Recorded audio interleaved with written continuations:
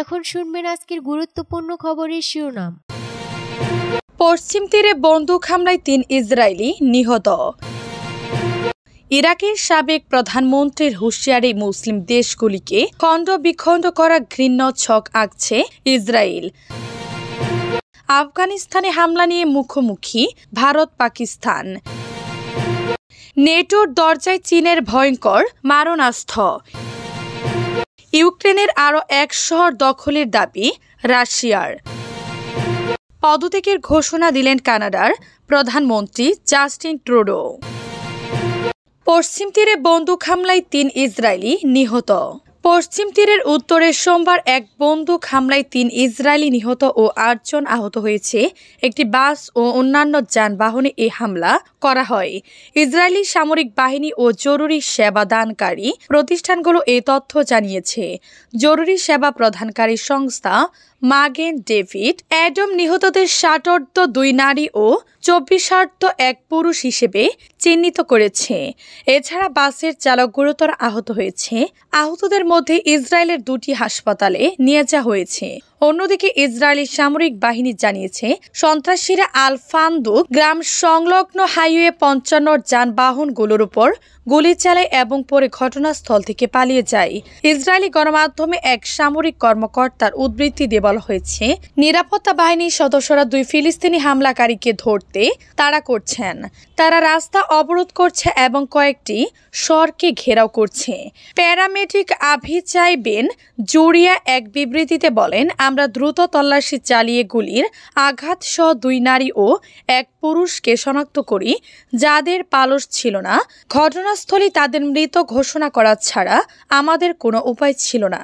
এছাড়া বাসের মধ্যে আমরা গুলির আঘাত ও ভাঙা কাচের ক্ষতকে আহতদের চিকিৎসা করেছি, যার মধ্যে বাস চালকও ছিলেন। মুসলিম দেশগুলিকে খণ্ড বিখণ্ড করার ঘৃণ্য ছক আঁকছে ইসরায়েল।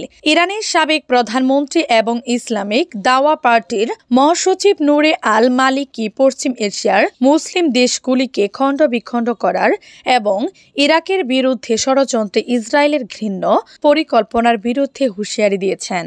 বস্তুতপক্ষে পশ্চিম এশিয়া অঞ্চল বর্তমানে জটিল ও সংকটময় পরিস্থিতির মধ্যে দিয়ে যাচ্ছে। গাজা ও লেবাননের বিরুদ্ধে ইসরায়েলি আগ্রাসনের পর ইসরায়েল মার্কিন পরিকল্পনায় সিরিয়ার আসাদ সরকারও পতন ঘটে এবং বিব্রয়করভাবে সশস্ত্র বিরোধী দল সিরিয়ার ক্ষমতা দখল করে। সিরিয়ায় দৃশ্যপটের এমন পরিবর্তনে এই অঞ্চলের দেশগুলো খুবই উদ্বেগ এবং সবার মধ্যে সতর্কতা বেড়েছে। এমনই পরিস্থিতিতে নুরি আল মালিকি দখলদার ইসরায়েলের আরও আগ্রাসন এবং সীমানা পুনর্নির্মাণের পরিকল্পনার বিষয়ে কথা বলেছেন। আফগানিস্তানে হামলা নিয়ে মুখোমুখি ভারত পাকিস্তান। আফগানিস্তানের মাটিতে পাকিস্তানের বিমান হামলা নিন্দা জানিয়েছে ভারত। সোমবার ভারতের পররাষ্ট্র মন্ত্রণালয় এক বিবৃতিতে বলা হয়েছে, নিজেদের ব্যর্থতা ঢাকতে প্রতিবেশীকে দোষারোপ করা ইসলামাবাদের পুরনো অভ্যাস, এক্ষেত্রেও তেমনটাই হয়েছে। গত ২৫ ডিসেম্বর ভোরে পাকিস্তানের খাইবার পাখতুনখোয়া প্রদেশ লাগোয়া আফগানিস্তানের পাকতিকা প্রদেশে হামলা চালায় পাকিস্তানের বিমান বাহিনী। ইসলামাবাদের দাবি, আফগান তালেবানের একাংশের মদতপুষ্ট তেহরিক-ই তালিবান পাকিস্তান টিটিপির বিরোধীদের ঘাঁটি লক্ষ্য করে ওই হামলা চালানো হয়েছে। যদিও আফগানিস্তানের শাসক তালেবানের অভিযোগ, বারমাল জেলায় লামান সহ ৭টি গ্রাম লক্ষ্য করে একের পর এক বিমান হামলা চালানো হয়েছে। এতে ৪৬ জন সাধারণ মানুষের মৃত্যু হয়েছে। হামলার পরে পাকিস্তানকে হুঁশিয়ারি দিয়েছে আফগানিস্তানের শাসক গোষ্ঠী তালেবান। আফগান সরকারের সহকারী মুখপাত্র মোহাম্মদ খরাসনির দাবি, যারা নিহত হয়েছেন তারা সকলে খাইবার পাখতুনখোয়া থেকে চলে আসা পাশতুন শরণার্থী। পাক বিমান হানার জবাব দেয়া হবে বলেও হুঁশিয়ারি দিয়েছেন তিনি। পাকিস্তানের বিমান হানায় নারী ও শিশুদের মৃত্যু নিন্দাজনক বলে কার্যত তালেবানের অভিযোগকে স্বীকৃতি দিয়েছে নয়াদিল্লি। সংবাদ মাধ্যম সূত্রের খবর, পাকিস্তান আফগানিস্তান সীমান্ত বরাবর একটি পাহাড়ি এলাকায় বিমান হামলা চালানো হয়েছিল। একটি ভিডিও বিদ্রাসী বিমান হামলার ইনফ্রারেড ফুটেজ ধরা পড়েছে। সে ভিডিও ভাইরাল হয়েছে মার্চের পর থেকে আফগানিস্তানে টিটিপি আস্থানায় এনে দ্বিতীয় হামলা চালালো পাক সেনা। নেটোর দরজায় চীনের ভয়ঙ্কর মারণাস্ত্র। অস্ত্রের বাজারে নতুন খেলোয়াড়ের আবির্ভাব। যুক্তরাষ্ট্র, রাশিয়া বা ফ্রান্সের পাশাপাশি সেখানে এবার পা দিতে শুরু করেছে চীন। আমেরিকার নেতৃত্বাধীন সামরিক জোট নেটোর নাকের ডগায় অস্ত্র সরবরাহ করছে চীনের লাল ফৌজ। শুধু তাই নয়, তাদের দেয়া হাতিয়ারের ভূয়সী প্রশংসা করেছে সেখানকার সরকার। ফলে অস্বস্তি বেড়েছে ওয়াশিংটন সহ পশ্চিমী বিশ্বের।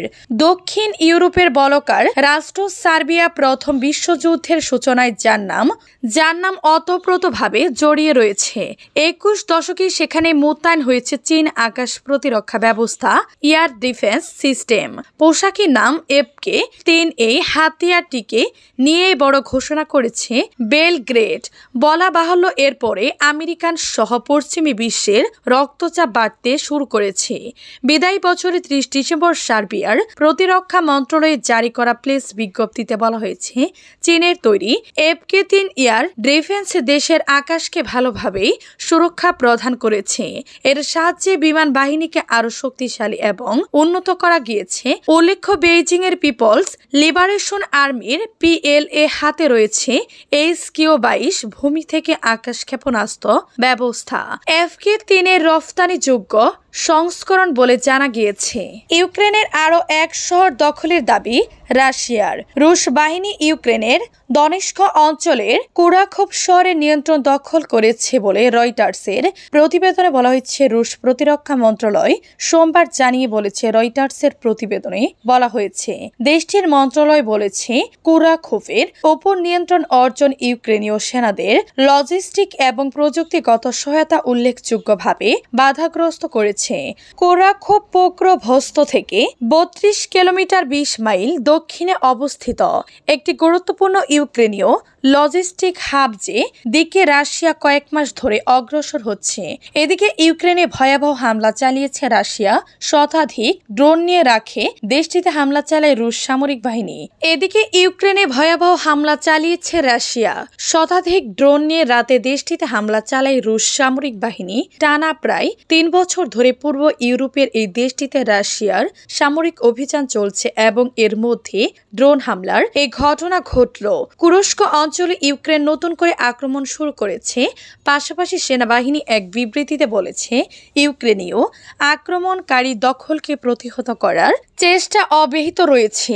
অন্যদিকে ইউক্রেনীয় কর্মকর্তারা অভিযান চালানোর বিষয়ে ইঙ্গিত দিয়েছেন। গত বছরের আগস্টে প্রথমবার ইউক্রেন কুরস্ক অঞ্চলে প্রবেশ করেছিল এবং উল্লেখযোগ্য অঞ্চল দখল করেছিল। গত কয়েক মাসে রুশ বাহিনী সেখানে বড় অগ্রগতি করেছে, ইউক্রেনীয়দের পিছু হটতে বাধ্য করেছে, তবে তাদের পুরোপুরি অপসারণ করতে পারেনি। পদত্যাগের ঘোষণা দিলেন কানাডার প্রধানমন্ত্রী জাস্টিন ট্রুডো। কানাডার প্রধানমন্ত্রী পদ থেকে পদত্যাগের ঘোষণা দিয়েছেন জাস্টিন ট্রুডো।